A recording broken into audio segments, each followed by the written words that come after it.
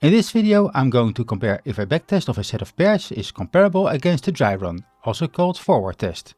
You will find out that the backtest does not 100% reflect a true forward test, and after seeing this video I hope you understand the importance of forward testing. I will show you a real strategy I used in live trading and dry running and compare its performance with the backtest over that same period. And then I'll show you what the differences I got and investigation and analysis on what could be the cause of this.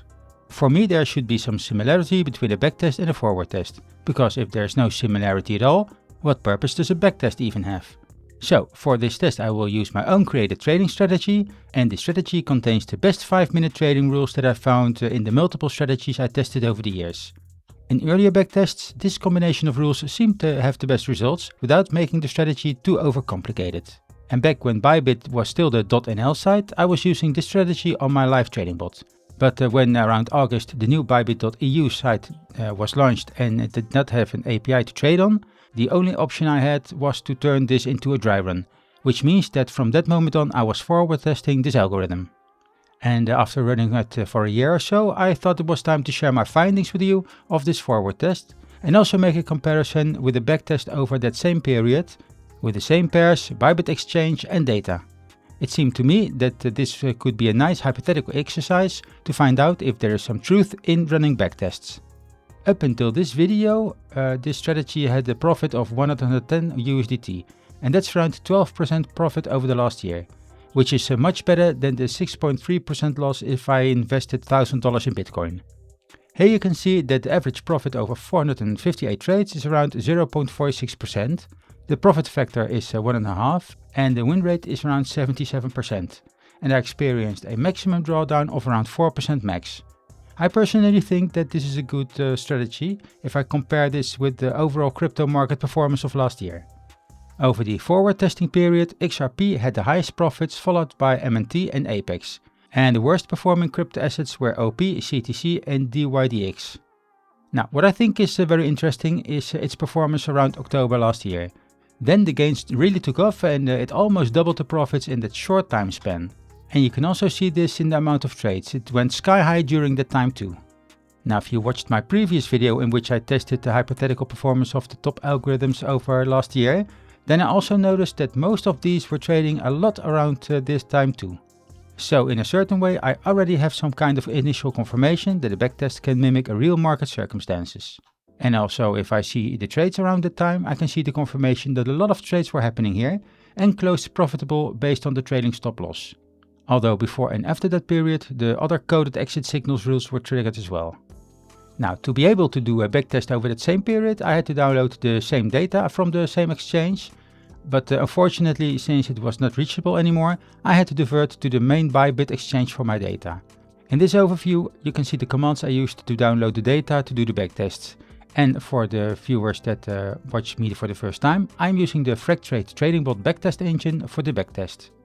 Now after the backtest I got some results, and to make it more human readable I will use my backtestanalyzer.com site to show this to you. Here you can see that over the same period the backtest gave me a hypothetical profit of 660 USDT, and that's already a factor 6 higher than the forward test. The trade count here is 994, which is twice as many as the forward test. And also the mean profit is a lot higher than in the forward test. Now if I open the equity curve, we can also see that there is much of a more fluent curve with all these trades. Keep in mind that this resolution of this chart is much higher, but it's still looking much more fluent than the curve in the forward tests on the bot page. Only the drawdown looks to be somewhat comparable if I look at the numbers. For me this is already looking quite interesting, and I wonder if there is much difference between the two datasets. So to try to get a reason why the backtest has twice as many trades and with over 6 times more profits than the forward test, I used the Jupyter notebook to do a deeper dive into the trades data of both the running bot and the backtest file. And I will take you step by step through this process. Now first you have to open a Jupyter notebook, and the first thing you have to do is import the modules. In this case I will use pandas, numpy, matplotlib, plotly and some other libraries.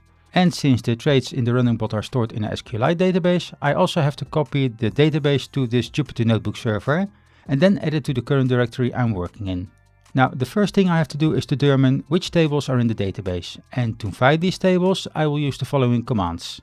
And these are the tables I found in the database. I can add all these individual tables to their own data frame and open these to see what's inside them.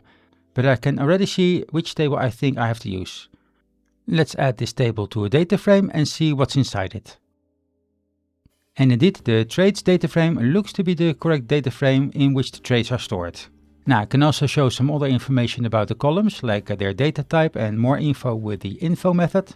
And I can also show you again what the trade data looks like if it is stored in the table. I can use this with the ilog method.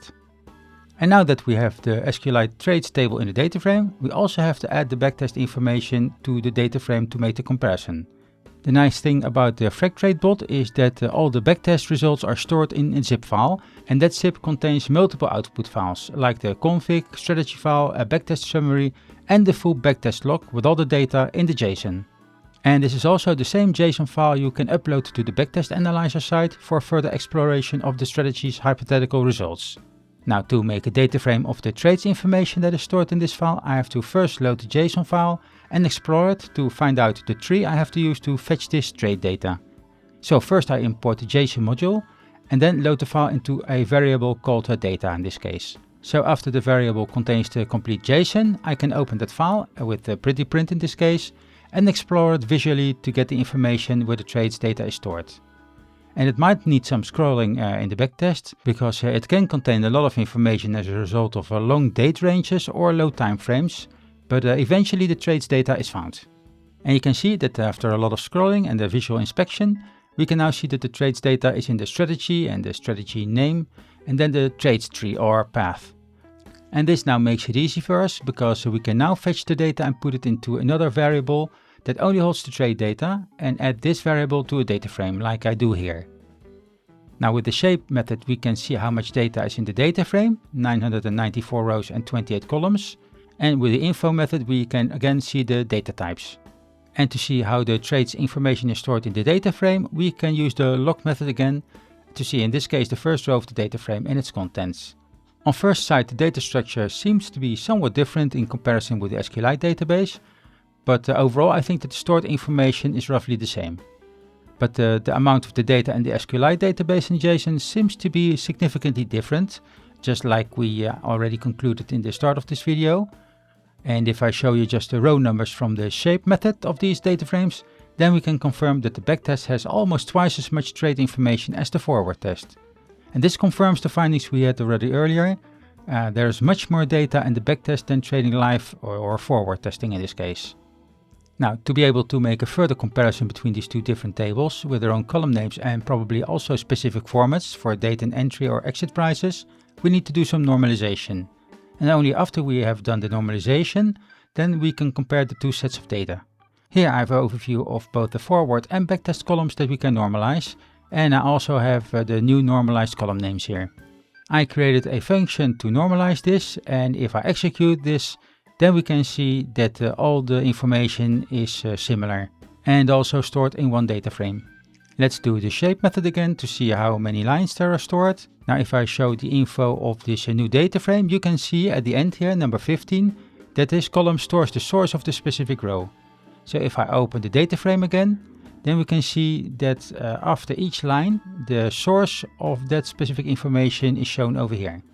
Eventually I want to do 3 comparisons with this new data frame. Which trades that match, which trades that are in the forward test but not in the back test, and which trades are in the back test and not in the forward test.